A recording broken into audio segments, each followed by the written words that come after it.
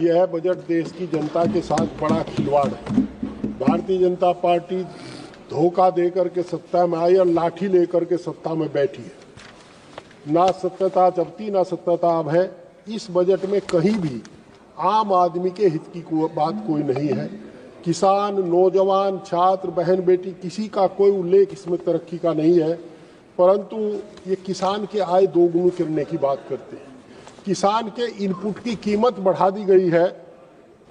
आप को ये जान करके ताज्जुब होगा, हम लोगों को आशा थी कि इस बजट में कृषि यंत्रों से, ट्रैक्टर से, इंजन आदि से जीएसटी हटाई जाएगी, परंतु ऐसा नहीं हुआ।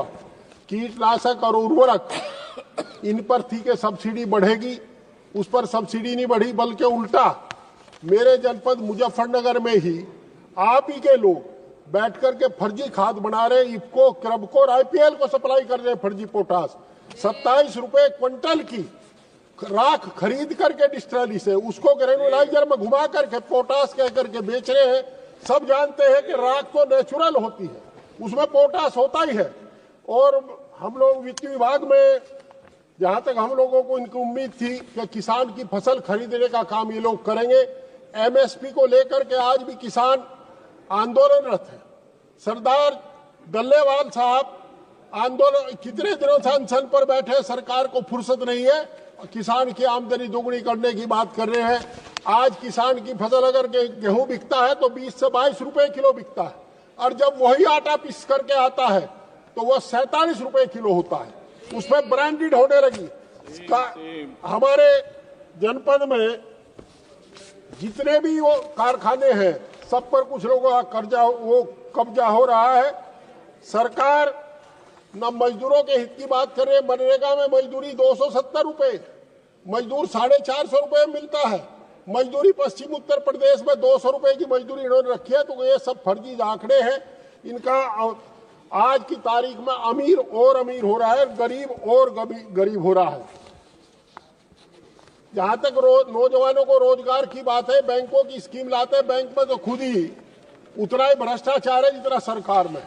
आज सच्चाई यह है कि सरकार में बैठे लोग धनाढ्य होते जा रहे हैं। 3 एकड़ के किसान 5-4 हजार करोड़ के आदमी हो गए। ये इस सरकार का ही कमाल है। छात्रों की शिक्षा की बात की।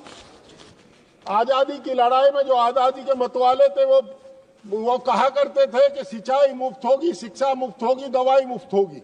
पर आज शिक्षा को इन्होंने गरीब के, किसान के बच्चों के हाथ से किताब छीन ली है।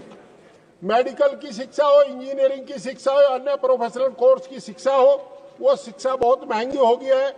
अब केवल गरीब का, किसान का बच्चा अदानी अंबानी के मजदूर पे बनेगा, ऐसा सरकार की नीति है। हमें ये उम्मीद थी कि इस बजट में सरकार कर्मचारियों की पुरानी पेंशन बहाल करने का काम करेगी, परंतु ऐसा कुछ नहीं हुआ है। और पश्चिम उत्तर प्रदेश आज कैंसर, हृदय रोग से बहुत ज्यादा ग्रस्त है, और वो प्रदूषण के कारण है। पर सरकार आंख मूंदे बैठी है। ऐसा कोई गांव नहीं जिसमें 8 से 10 तक कैंसर के मरीज ना हो। हम लोगों की बार बार मांग करने के बाद भी हम मांग करते रहे कि आप कम से कम पश्चिम उत्तर प्रदेश में मुजफ्फरनगर में कैंसर के अस्पताल खोल दें। आज इन्होंने डिटेक्शन सेंटर की बात की है, डिटेक्शन सेंटर की, पर ये जमीन पर कब तक आएगा जब तक आधी आबादी कैंसर से मर चुकी होगी। आप कैंसर क्यों फैल रहा है, हृदय रोग क्यों फैल रहा है, पक्षघात क्यों है, इसकी जांच कराने की बात नहीं कर रहे। एम्स में जो मरीज आता है हमारे यहाँ का, बड़ा किराया खर्च करके आता है, उसे 1 साल से लेकर के 2 साल तक का समय मिलता है, और जब तक उसकी बीमारी का इलाज होने का समय आता है तब तक उसकी जीवन लीला समाप्त हो जाती है, वो मोक्ष को प्राप्त हो जाता है। हमारा जनपद एनसीआर में, सभापति जब से हमारा जनपद एनसीआर में, हम लोगों का जीवन दूभर हो गया। कोई छूट नाम की कोई विकास का काम मुजफ्फरनगर में नहीं हुआ, शामली में नहीं हुआ। अलबत्ता इतने प्रतिबंध लग गए, किसान ट्रैक्टर 15 साल का नहीं चला सकता, किसान ट्रैक्टर आदमी कोई कार नहीं चला सकता। हमारी मांग है कि इस एनसीआर से हमारा पंडा छोटो, हमें महाभियोग लगता है, महाबीमारी लगती है, इसे एनसीआर से बाहर कर दे या इन प्रतिबंधों को हटा दो। उद्योगों पर प्रतिबंध है। दूसरा, इसके साथ साथ एक रैपिड रेल चली, उम्मीद थी, बड़ी चर्चा हुई कि मुजफ्फरनगर तक जाएगी, हम मांग करते हैं कि मेरठ के बजाय उसे सहारनपुर तक चलाइए, बिजनौर भी भेजिए। तो रैपिड रेल चलाने की बात नहीं कर रहे। जहां तक बच्चों की बात करते हैं, ये कहते हैं बेटी पढ़ाओ बेटी बचाओ। अयोध्या की बेटी के साथ क्या हुआ? बहन बेटी सुरक्षित नहीं है, बार बार ये कहते हैं, उसका उल्टा करते हैं।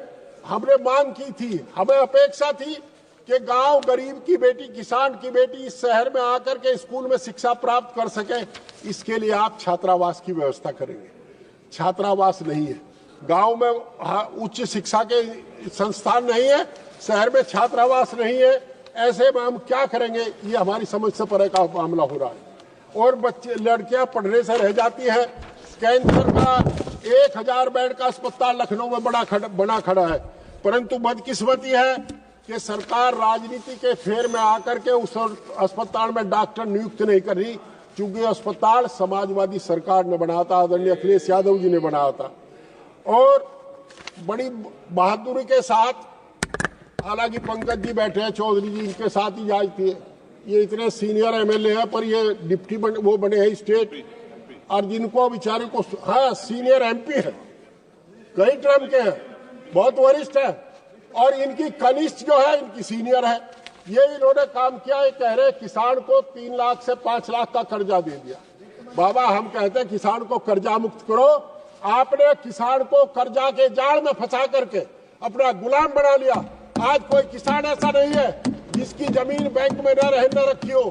मेरा आपसे अनुरोध है, आदरणीय चौधरी जी, आप भी सोच लो, आप भी किसान हो। वैसे तो मसाले का बहुत काम है, पर मैं कह रहा हूं किसान भी है। आप किसान का जब क्रेडिट कार्ड का बिल वो रिन्यूअल कराता है, उसको 2 मिनट सभापति जी, उनको अपना सारा पैसा जमा करना पड़ता है। और कौन सा व्यापार है वो सारा सामान बेच करके पैसा ले आएगा? सब जानते हैं। बैंकों के बाहर दलाल बैठे हैं, वो उससे 10 रुपए रोज पे 100 रुपए देते हैं। अगर आप जिस तरह दुकानदार की सीसी लिमिट रिन्यूअल होती है, इसमें तो कोई वित्तीय भार नहीं पड़ रहा। किसान का क्रेडिट कार्ड भी 3 साल के लिए उसी तरह रिन्यूअल कर लो, ब्याज जमा करा दो, तो शायद अच्छा रहेगा। किसान की लूट बचाने के लिए कुछ तो प्रयास आपको करना पड़ेगा। प्रधानमंत्री ग्रामीण सड़क योजना है, 5 साल की गारंटी है, जो 3 साल पहले बनी थी उसको टूट करके गड्ढे हो गए, कोई उसे देख नहीं पाता। NHI में काम हुआ, परंतु मैं एक अनुरोध करना चाहता हूं। NH 58 जो दिल्ली से देहरादून मार्ग है, उसमें जब चलते हैं, मेरठ पार करते हैं, एक्सीडेंट होने शुरू हो जाते हैं। आपका जड़ोदा के पास, संधावनी के पास, महल्ला के पास, कुकड़ा के पास फ्लाईओवर ब्रिज बनने बिना काम नहीं चलने वाला, परंतु कोई देखने सुनने वाला है नहीं। सब ठेकेदार इनकी कृपा पर जाते हैं और लूट खसोट करके चले आते हैं। मुजफ्फरनगर करनाल, जो ये मुजफ्फरनगर हमारी मांग है, हरियाणा का और पश्चिम उत्तर प्रदेश का रोटी बेटी का रिश्ता है। हम आपके माध्यम से सरकार से अनुरोध करते हैं कि करनाल से बिजनौर तक वाया शामली मुजफ्फरनगर और पानीपत से मेरठ तक एक ट्रेन रूट बनाया जावे, ताकि पश्चिम के लोग भी वहां रह सके, वो जा सके। मेरा आपके माध्यम से अनुरोध है कि सरकार जब उत्तर भाषण रहे, हमारे वित्त मंत्री जी उत्तर भाषण देंगे, तो इन बातों का समावेश करें। इन पर कुछ कहें, मने करें या हाँ करें, कुछ तो कहें। बहरहाल भकाना छोड़े और सरदार दल्लेवाल का पता कर लो। और मेरा अनुरोध यह भी है कि जिन लोगों ने किसान आंदोलन में आंसू गैस के गोले छोड़े थे हरियाणा पंजाब बॉर्डर पर, उनको चिन्हित करके उनके विरुद्ध मुकदमे दर्ज कराए जावे, उन अधिकारियों को सस्पेंड किया जाए। बहुत बहुत धन्यवाद। लियानंद जी।